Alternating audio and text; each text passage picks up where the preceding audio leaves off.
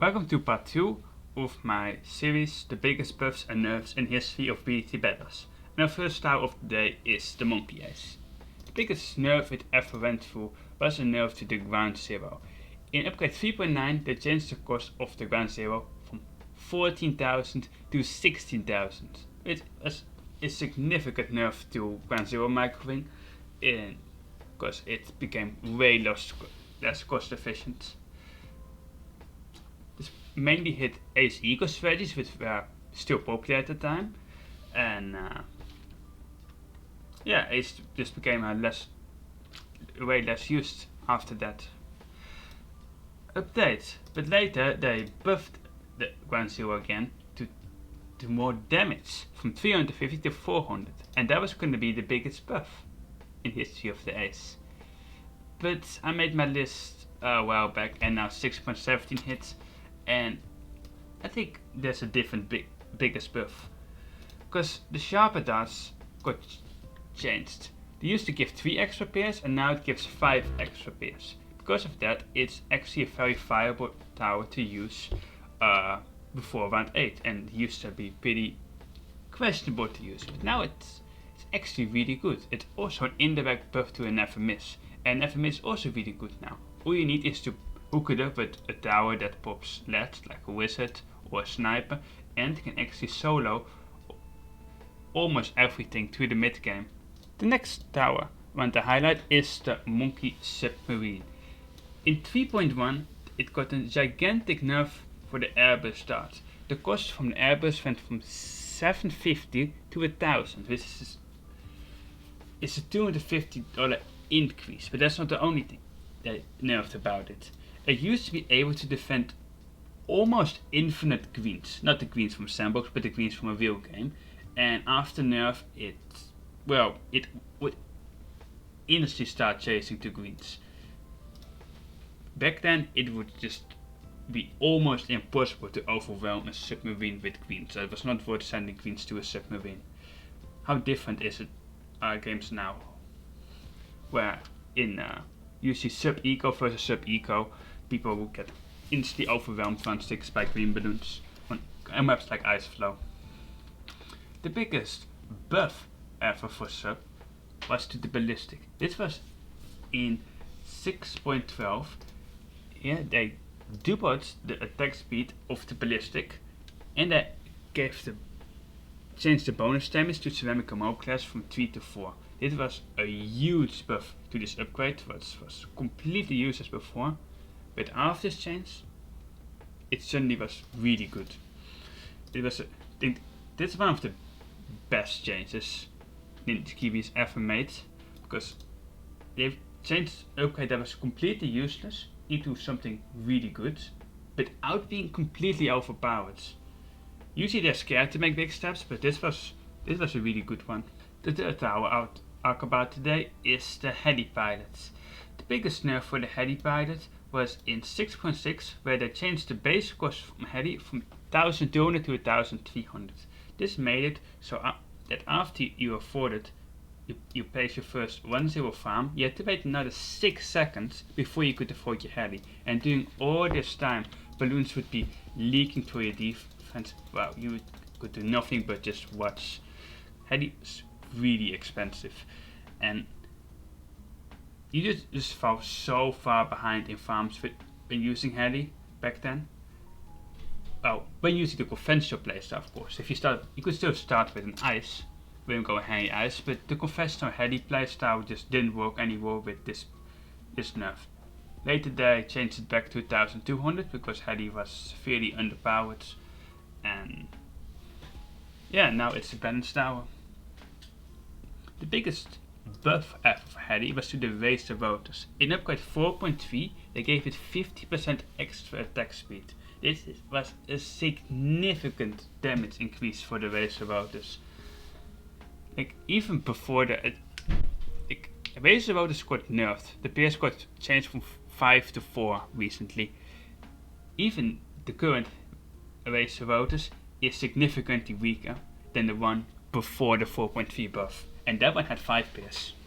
Okay, midway through the video now, and we're gonna talk about the Engineer. Its biggest nerf ever was to the balloon trap.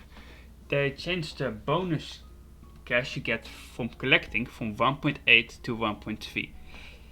Well, of course, most of you don't understand what that means, but basically it changed how much the balloon trap gave when you collect it. It went from around 450 to around 325, so that was a significant nerf.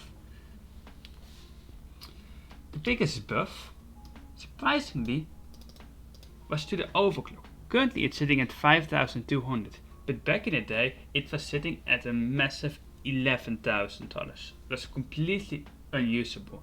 But there was an update where they changed it from 11,000 to 7,500, making it actually usable. Not good, usable, but it's a price reduction of 3,500. So that's very significant, and I still see it as the engineer's biggest buff ever. The next style I'll talk about is the Monkey Apprentice, or how it's better known by most players, the Wizard. So, I would love to tell you guys the Wizard's biggest nerf in history, but it never has gotten a significant nerf. Or it has, closest thing to a nerf is a viable price increase from 200 to 250. I say, yeah, that's a nerf. Yeah, it really isn't, because the base cost went from 550 to 500, so it overall stayed the same. Oh, what about the Whirlwind? It went from 2000 to 2100. Yeah, but also get the 10% attack speed increase, which just never has gotten any nerfs before. And I think it should get nerfed now, which is pretty good. But yeah, Witch's biggest buff, by far, was to the Summon Phoenix. In 4.1, they gave the Summon Phoenix 1 extra bonus damage to Moab class, and that's what makes Wizard good late game. Without Wizard being good late game, it would not be a good tower whatsoever. Next tower is the most beloved tower by everyone. Every player loves this tower the most. Of course, it's the Banana Farm. So the biggest nerf ever for the Banana Farm was in 6.6, where they nerfed the base cost from 1100 to 1200. This made it so you couldn't place a farm anymore at 12 seconds into the game. You had to wait till 18 seconds in to afford to farm. This slowed down farming significantly in the early game and made the early game farms overall less cost efficient. So it's a double nerf, affording it late and being less cost efficient. But did it put farm out of the meta? No, farm meta, and that's a good thing. Games without farms are kinda boring. Farms should always be a meta tower.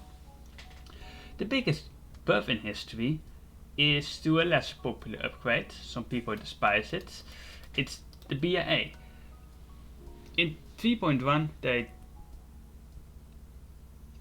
not 3.1. In 3.6 they changed the BAA so it would give 80 eco at the end of the round, or the start of every round.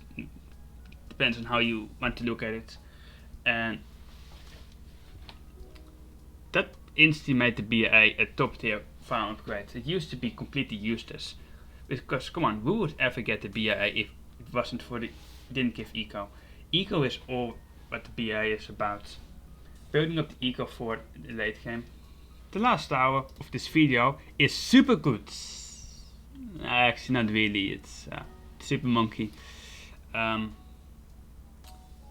Its biggest nerf ever was nothing. Super didn't get nerfed because it's a shit tower. Its biggest buff, in my opinion, it's a to attack terror. It used to cost 25,000 and now it costs 20,000. They changed this in upgrade 6.6 and this makes it way more cost efficient to micro the ability. And I think this is more relevant than all the other price reductions, because almost every upgrade of Super Monkey got cheaper over the years. This one is significant because this one is actually being used with Dart from Super Monkey, and microing it is the Tactile is now actually cost efficient over Ground Zero in some very niche situations, and before that it was just completely useless. Just create ace and stats. Now you can actually go super on some maps. So that's the biggest, in my opinion, the biggest buff for the super of all time.